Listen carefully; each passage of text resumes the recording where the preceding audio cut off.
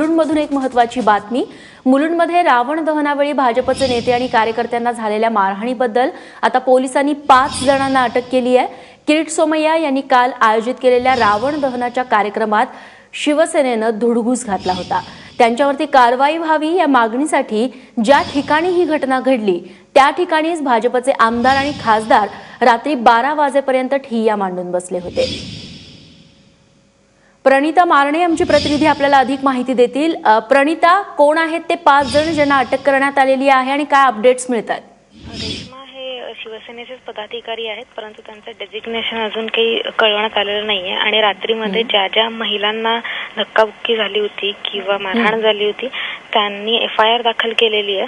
आणि किरीट सोमय्यांचं असं म्हणणं आहे की आता ज्यांना कोणाला अटक केलेली आहे त्यांचा सतत आम्ही पाठपुरावा करू आणि त्यांचे जे मागचे सूत्रधार आहेत त्यांचे आर्थिक लागेबंधे उघड करण्याचं एक आवाहन आणि इशारा किरीट सोमय्यांनी दिलेला आहे।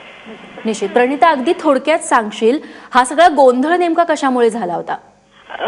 हा जेव्हा कार्यक्रम चालू झाला तेव्हा एक BMCच्या माफियांच्या रावण दहनाचं प्रतिकात्मक रावणाचं एक दहन करण्यात आलं आणि त्याच्यानंतर अचानक काही 2 बसेस मिळून कार्यकर्ते आले आणि उद्धव ठाकरेंचं नाव घेऊन तिथे धुडगूस घालायला सुरुवात केली।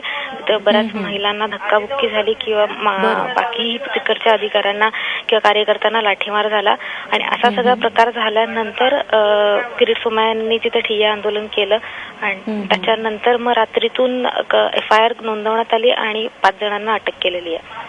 निश्चित। प्रणिता, धन्यवाद दिलेल्या माहितीबद्दल। आणि रावण दहनाच्या कार्यक्रमात शिवसेनेनं धुडगूस घातल्यानंतर आता भाजपने देखील जशास तसं उत्तर देण्याची भाषा केली आहे। फडणवीस नरेंद्र मोदी यांच्या आशीर्वादाने आम्ही मुंबई महापालिकेला माफिया मुक्त करणार।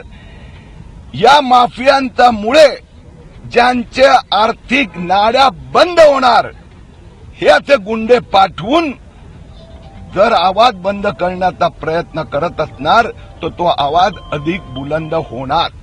हल्ले करणारे सुटतील असा अपेक्षात जर कोणी असेल तर त्यांनी ऐकून घ्यावं की पोलीस अशा महिलांवर आणि खासदारांवर हल्ले करणाऱ्यांना त्याची गय करणार नाही, त्यांना सोडणार नाही।